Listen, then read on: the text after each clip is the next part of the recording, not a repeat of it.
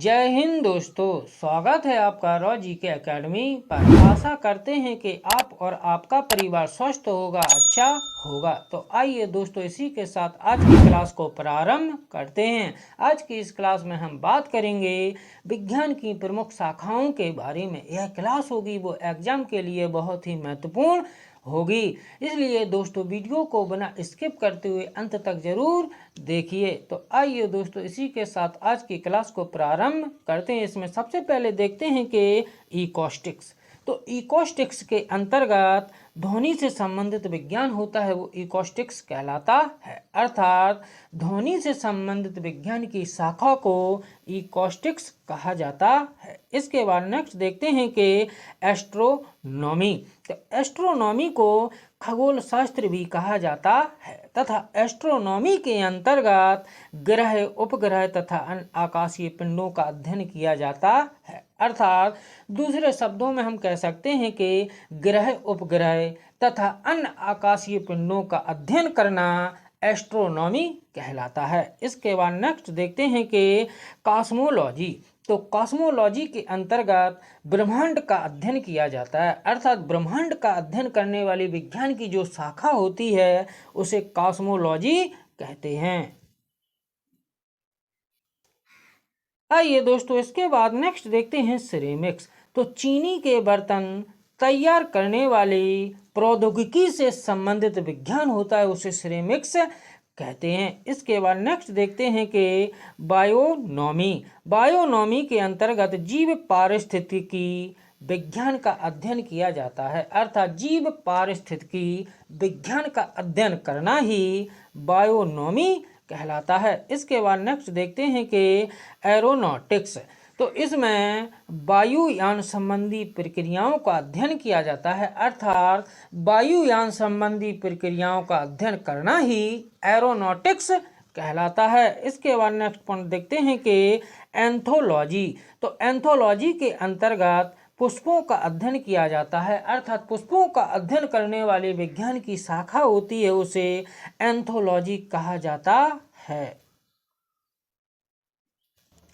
आइए दोस्तों, इसके बाद नेक्स्ट पॉइंट देखते हैं कि एग्रोएस्ट्रोलॉजी। एग्रोएस्ट्रोलॉजी होता है, इसमें घासों से संबंधित विज्ञान की शाखा का अध्ययन किया जाता है। अर्थात घासों से संबंधित विज्ञान की शाखा का अध्ययन करना ही एग्रोएस्ट्रोलॉजी कहलाता है। इसके बाद नेक्स्ट देखते हैं कि एस्ट्रोनॉटिक्स। तो एस्ट्रोनॉटिक्स होता है, यह अंतरिक्ष में यात्रा करने से संबंधित विज्ञान की शाखा होती है। अर्थात अंतरिक्ष में यात्रा करने से संबंधित विज्ञान की शाखा को ही एस्ट्रोनॉटिक्स कहा जाता है। आइए इसके बाद नेक्स्ट देखते हैं पोमोलॉजी। तो पोमोलॉजी के अंतर्गत फलों का अध्ययन किया जाता है। अर्थात फलों के अध्ययन से संबंधित विज्ञान की जो शाखा होती है उसे पोमोलॉजी कहा जाता है।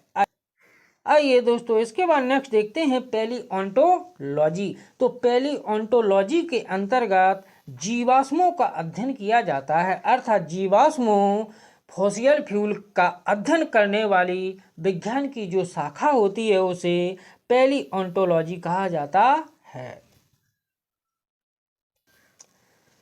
आइए दोस्तों, इसके बाद नेक्स्ट देखते हैं कि ऑस्टियोलॉजी। तो ऑस्टियोलॉजी के अंतर्गत हड्डियों का अध्ययन किया जाता है। अर्थात हड्डियों का अध्ययन करने वाली विज्ञान की शाखा को ऑस्टियोलॉजी कहा जाता है। इसके बाद नेक्स्ट देखते हैं साइटोलॉजी।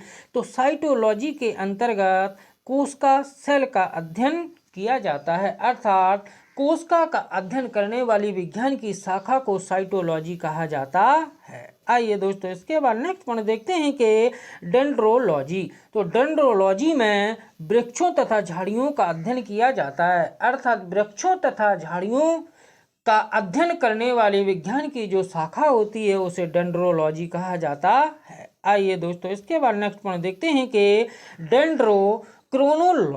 तो डेंड्रोक्रोनोलॉजी में वृक्षों की आयु का अध्ययन किया जाता है। अर्थात वृक्षों की आयु के अध्ययन करने वाली विज्ञान की जो शाखा होती है उसे डेंड्रोक्रोनोलॉजी कहा जाता है।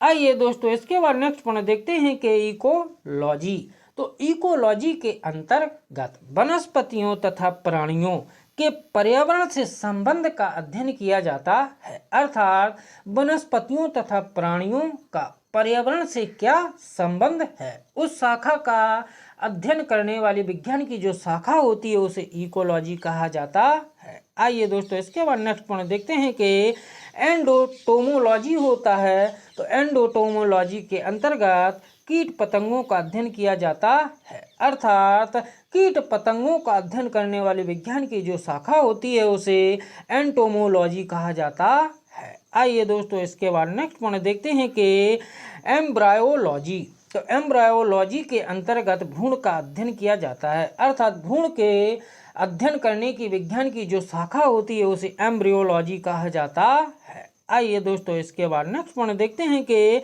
न्यूरोलॉजी। तो न्यूरोलॉजी के अंतर्गत मानव शरीर की तंत्रिकाओं का अध्ययन किया जाता है। अर्थात विज्ञान की वह शाखा जिसके द्वारा मानव शरीर की तंत्रिकाओं का अध्ययन किया जाता है उसे न्यूरोलॉजी कहा जाता है।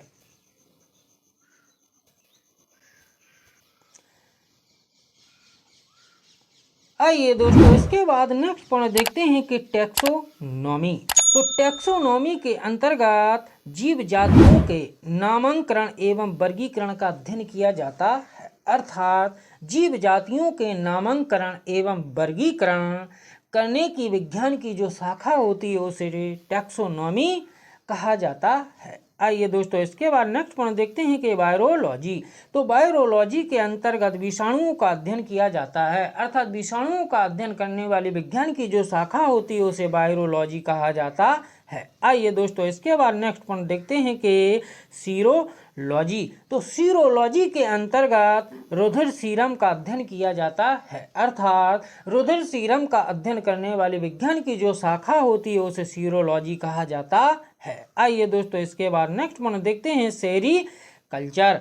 तो सेरीकल्चर के अंतर्गत रेशम के कीड़ों के पालन तथा उनसे रेशम उत्पादन का अध्ययन किया जाता है। अर्थात रेशम के कीड़ों का पालन करना और उनसे जो रेशम का उत्पादन होता है विज्ञान की उस शाखा को सेरीकल्चर कहा जाता है।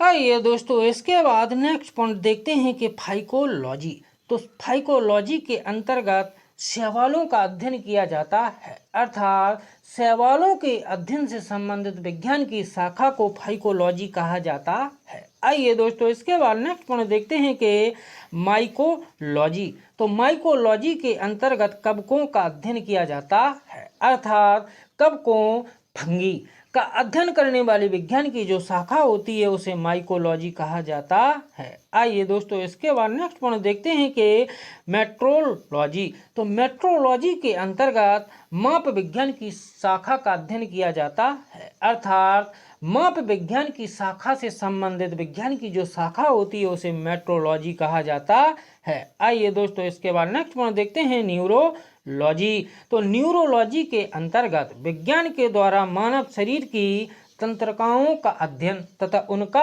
उपचार का अध्ययन किया जाता है। अर्थात विज्ञान के द्वारा मानव शरीर की तंत्रिकाओं का अध्ययन करना और तथा उनका उपचार करना विज्ञान की इस शाखा को न्यूरोलॉजी कहा जाता है।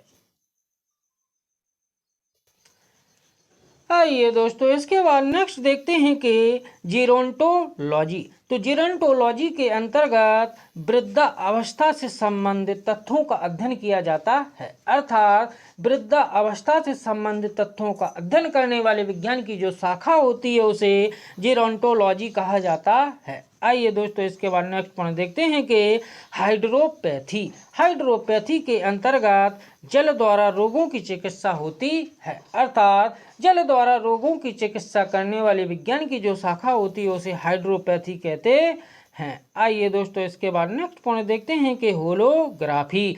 तो होलोग्राफी के अंतर्गत लेजर पुंज की सहायता से त्रिविमीय चित्र बनाने वाली विधि का अध्ययन किया जाता है। अर्थात लेजर पुंज की सहायता से त्रिविमीय चित्र बनाने वाली विधि का अध्ययन विज्ञान की जिस शाखा के अंतर्गत किया जाता है उसे होलोग्राफी कहा जाता है। आइए दोस्तों आज का लास्ट पॉइंट देखते हैं कि क्रायोजेनिक्स। तो क्रायोजेनिक्स के अंतर्गत निम्न ताप के विभिन्न प्रयोगों तथा नियंत्रणों का अध्ययन किया जाता है। अर्थात निम्न ताप के विभिन्न प्रयोगों तथा नियंत्रणों का अध्ययन करने वाली विज्ञान की जो शाखा होती है उसे क्रायोजेनिक्स कहते हैं। यदि दोस्तों वीडियो अच्छा लगे तो वीडियो को लाइक करें, शेयर करें तथा चैनल को सब्सक्राइब करें, जिससे नेक्स्ट वीडियो का नोटिफिकेशन आपको आसानी से मिलता रहे। जय हिंद, जय भारत।